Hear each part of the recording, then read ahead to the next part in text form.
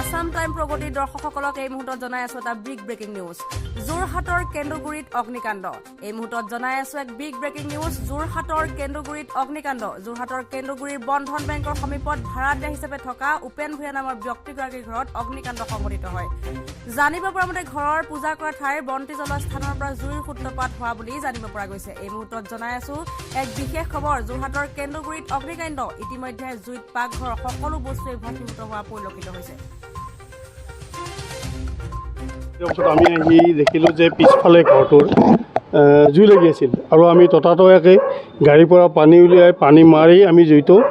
খুব কম সময়ৰ ভিতৰত আমি মানে নিয়ন্ত্ৰণ কৰোঁ এতিয়ালৈকে গম পোৱা নাযায় অনুমানিক ধৰক 20-25 হাজাৰ টকা মানৰ কাৰণ পিছফালে আছিলে আপোনাৰ তৰ্জাৰ বেৰ আছিলে আৰু ওপৰত টিংপাত আছিলে সেইখিনিয়ে জ্বলিছে প্লাছ খৰি চৰি আছিলে ভিতৰত চালোঁ ভিতৰত পাকঘৰৰ ভিতৰত কিন্তু জুই নাই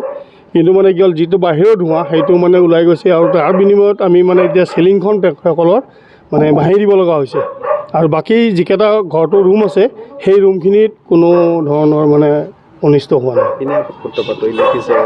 হয়তো ইলেক্ট্ৰিকৰ পৰা হ'ব পাৰে হয়তো তেখেতসকলৰ নহয় ইলেক্ট্ৰিকৰ পৰা হ'ব পাৰে কিন্তু হয়তো তেওঁলোকৰ কিবা ভুলক্ৰমে হয়তো বাহিৰত জুই জ্বলাইছিলে ঠাণ্ডা দিন যিহেতুকে কাৰণ সৰু সৰু খৰি ধেৰ দেখিছোঁ শুকান খৰি